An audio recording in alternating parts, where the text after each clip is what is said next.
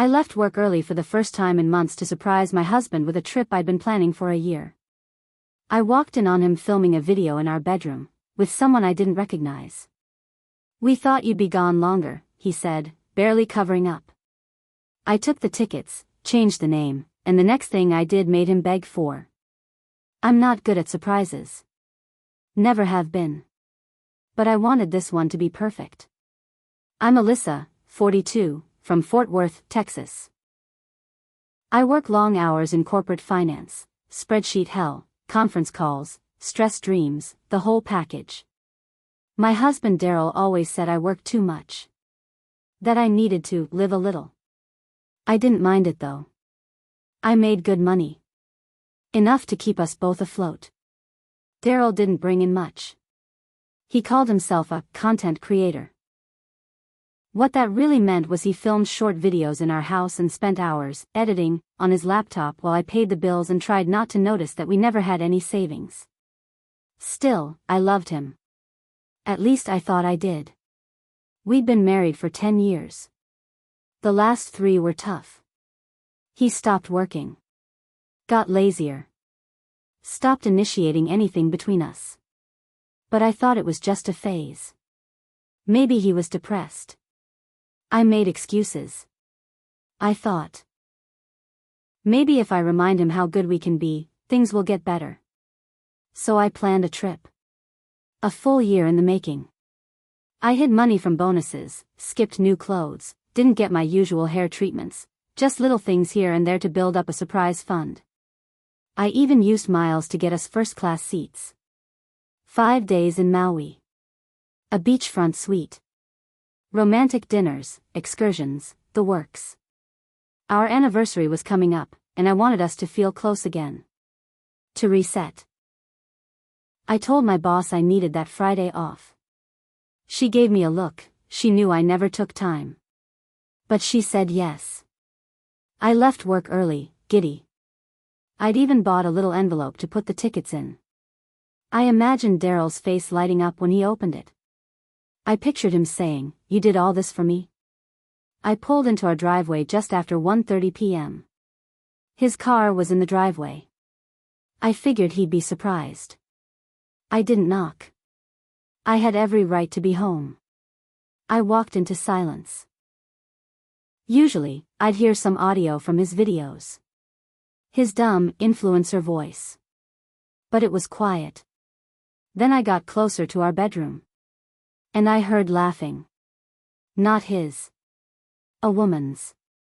I thought maybe he had the TV on. But the door was half open. I stepped closer. What I saw next will stay burned in my brain until the day I die. Daryl was in our bed, shirtless. With a woman I didn't know. She was younger, maybe mid-20s, with long blonde hair, barely any clothes on. There was a phone on a tripod. A ring light in the corner. And the sound of fake laughter bouncing off the walls. He turned and looked right at me. Didn't even flinch. "We thought you'd be gone longer," he said, like I was the one who'd walked in late to a meeting or something. No apology. No panic. Just like, oh well. I felt like someone kicked me in the chest. I couldn't speak. I just backed out slowly, like I was in danger, like the room was on fire and I didn't want to alert the flames. I got into my car and sat there with my hands shaking. My skin was hot. My ears were ringing. I could feel the sweat starting under my arms, behind my knees, and I didn't even know if I was going to cry or scream. But then I remembered. The tickets were in my purse. And something flipped inside me. That night, he acted like nothing happened. He didn't even try to apologize. Just texted me, "We need to talk." I didn't reply. He didn't know where I'd gone or what I was doing. And I wasn't about to tell him. Because I had a plan. I pulled up the airline site. Changed the name on his ticket. You're allowed one name change if it's a partner on a reservation. I used it. To change it to my sister's name. Rena. Rena and I aren't super close. She's younger by 6 years. Wild. Loud. She always said Daryl gave her the creeps, though she never said why. I used to defend him. But when I called and said I needed her, she said, where and when. Next morning, we were on a plane to Hawaii. I didn't tell Daryl. I didn't leave a note. The resort was even better than I imagined. White sand. Bright blue water. They brought us welcome drinks and pineapples. Rena jumped on the bed in our suite like a kid and yelled, "This is the best breakup vacation ever." I didn't tell her everything right away. It took me a day. Then we stayed up late, just drinking and talking. I showed her a picture of the girl from the video. She knew her. Said her name was Kelsey. Lived a few streets over. Local party girl. Sugar baby type. Rena looked me in the eye and said, "He's been cheating, Alyssa. For a long time. You were just too loyal to see it." It hurt. But she was right. Still, none of that was the real revenge. Not yet. I got back a week later. Daryl was gone. Half the living room furniture was missing. He left his key and a note that said, "Call me." I didn't. I changed the locks. Changed all the passwords. Shut down the credit cards and froze the accounts. Then I looked at his creator account. He'd been filming adult content. With that girl. And probably others. In our bedroom. Using my ring light, my camera. On my damn sheets. I screen recorded everything. His videos, the payment receipts, the messages. Turns out, he made decent money. Small, but steady. And none of it was declared. Nothing was taxed. I sent everything to a lawyer. And then? Then I found out where Kelsey worked. A small boutique. Real classy stuff. So I posted clips of her content, watermarked with his handle, on a fake account. No names, just enough that anyone who knew her would connect the dots. She took her account down the next day. Daryl messaged me at 2:07 a.m., "You're ruining my life. Please stop." I didn't answer. It should have ended there. But it didn't. I thought Daryl would slink off and disappear.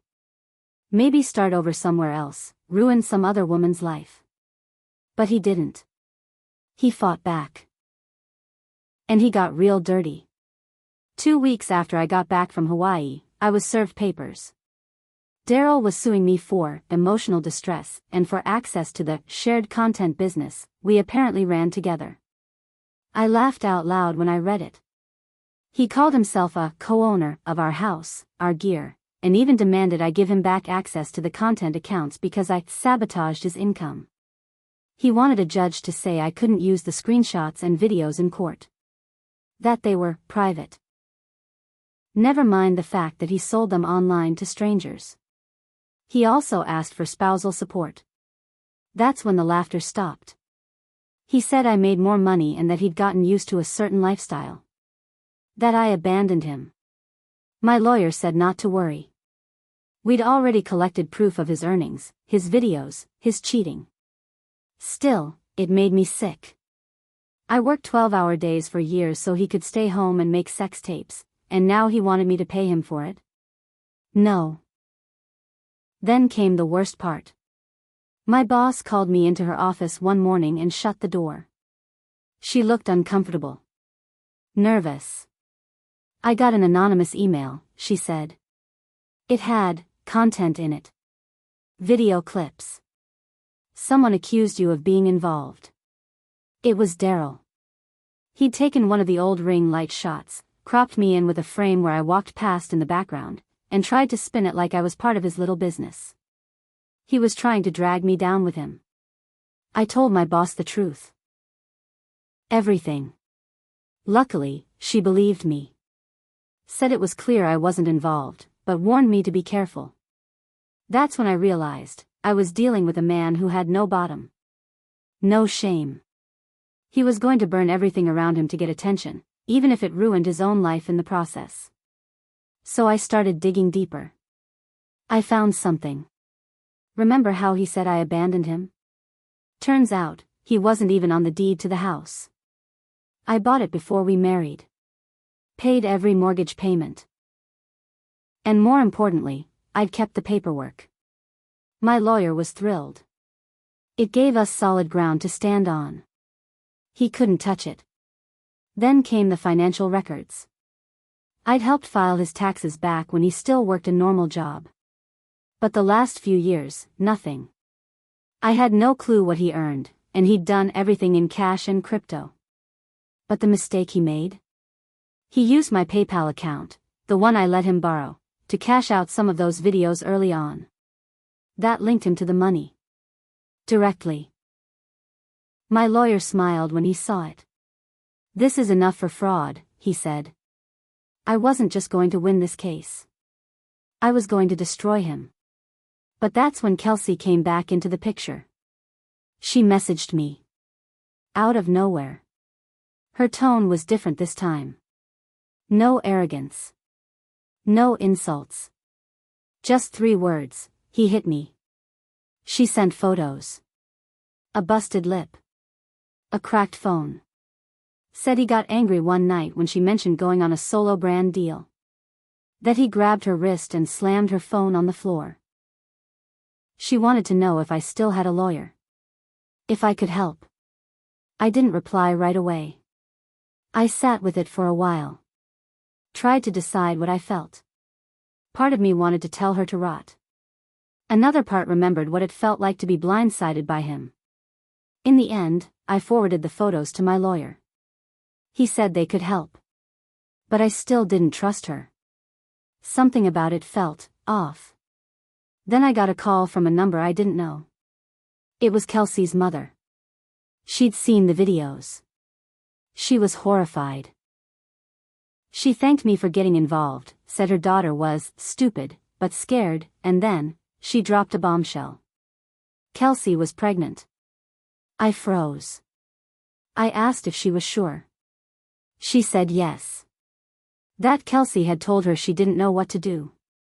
That she didn't want the baby, but Daryl did. That he said they could start a real brand as a couple with a baby on the way. I thought I was done with surprises. But this was something else. And it gave me an idea. After I hung up with Kelsey's mom, I sat alone in my kitchen for almost an hour. Pregnant. That word kept spinning around in my head. I hadn't wanted kids, not with Daryl, at least. We talked about it once, early on. He said he wasn't ready, and I let it go. Year after year. I focused on work, building stability, thinking maybe someday it would happen when things felt safe. Now here he was. Building a brand around a baby with a woman 20 years younger than me. Something broke inside me. Not sadness. Not anger. Something harder. Colder. That's when I made the next move. I reached out to a friend of mine, Tyler. He works in digital forensics. We hadn't talked in years, but when I explained the situation, he said, I remember Daryl. That guy was always off. Tyler helped me track down Daryl's burner profiles. Turns out, Daryl didn't just film with Kelsey. He'd done videos with at least 4 other women, some in other states. One of them was underage at the time of filming. Barely 17 when he started messaging her, according to the metadata Tyler pulled from a deleted chat archive. That was the nail.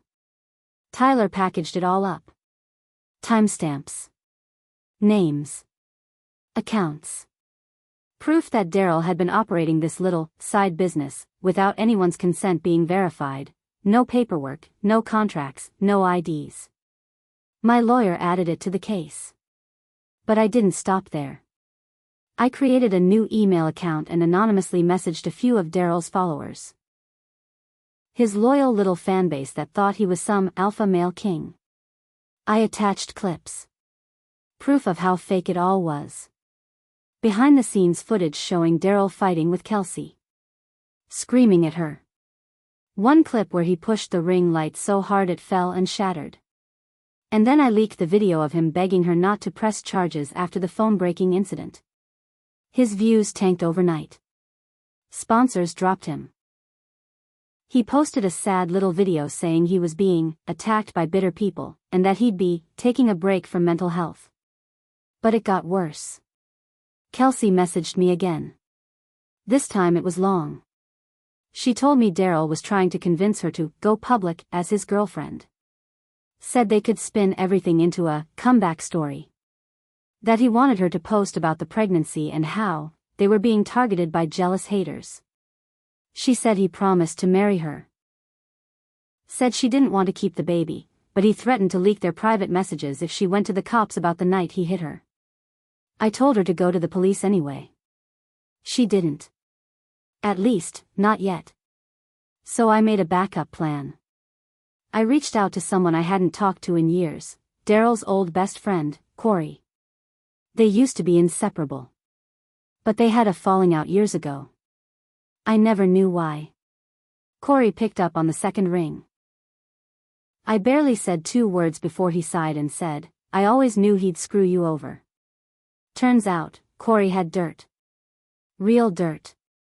He told me Daryl used to lie about job interviews just to buy time at home. That he forged signatures on early video releases.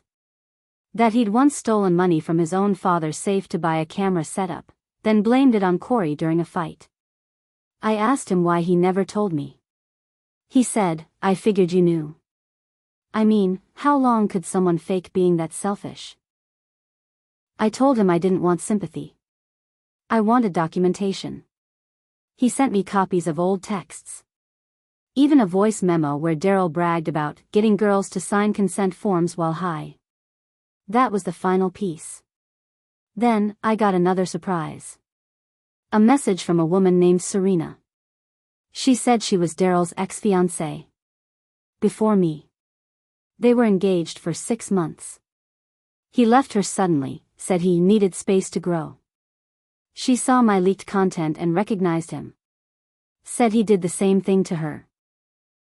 Gaslight her, used her money, then disappeared when she started asking too many questions.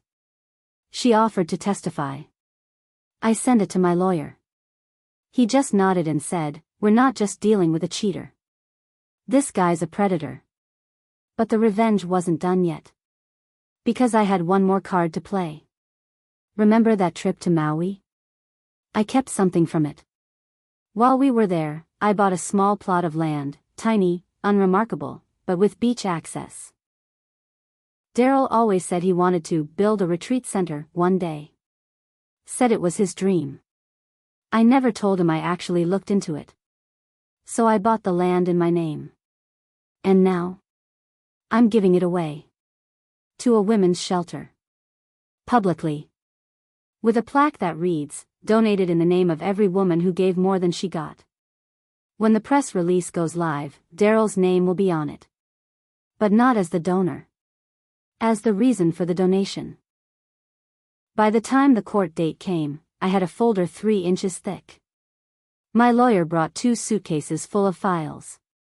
Daryl showed up alone. No lawyer.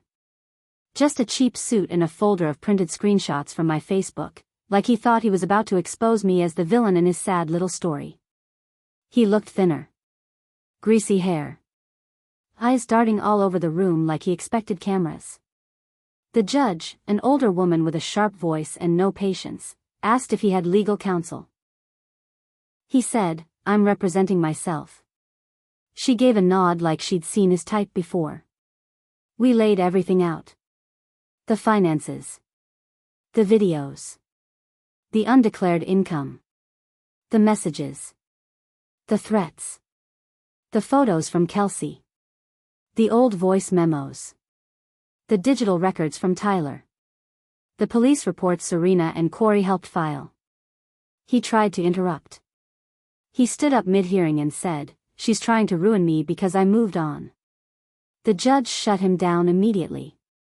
"Sit down, Mr. Parker. You're not the victim here." That moment, I felt my shoulders drop for the first time in months. The ruling came fast. I kept the house. Fully. He was ordered to pay court fees, over $14,000, and damages for defamation. The judge froze his digital content earnings and issued a cease and desist on all accounts using our shared materials. Anything filmed in the house, or with my equipment, had to come down. He begged. Literally begged. "I need those videos to survive," he said. The judge didn't care. "You should have thought of that before filming porn in a shared marital bedroom without consent." Then she hit him with the last blow. He was barred from posting any content, adult or otherwise, without verified contracts, written permissions, and tax documentation. In other words, his career was done. Kelsey finally went to the police. I don't know what made her do it. Maybe the court ruling gave her courage. Maybe she got tired of being pushed around. Either way, she filed assault charges. Daryl was arrested 2 weeks later for domestic battery and coercion.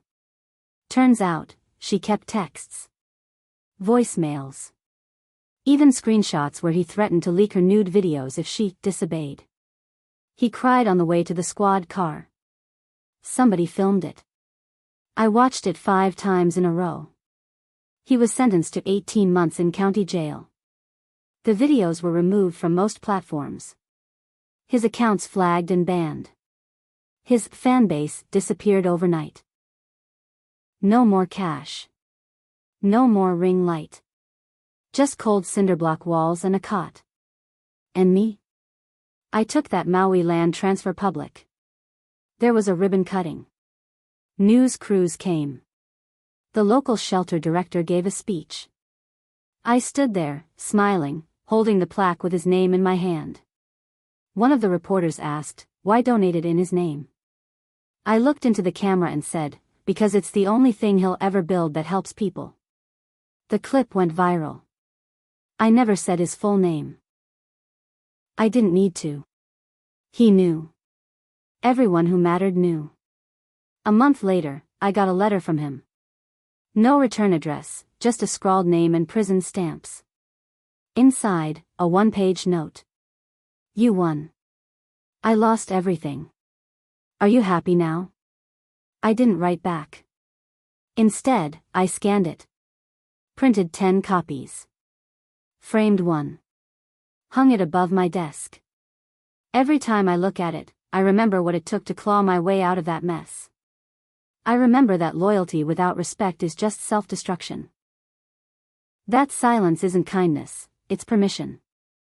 I'm not the same person who planned that trip a year ago. That woman believed in fairy tales. I believe in proof. As for Rena, she still brings up that Hawaii trip every Christmas. Says it was the best week of her life. And sometimes, late at night, she and I sit on the back patio, wine in hand, and laugh about the way he said, "We thought you'd be gone longer. We thought you'd be gone longer." No, Daryl. I'm right here. And I'm not going anywhere.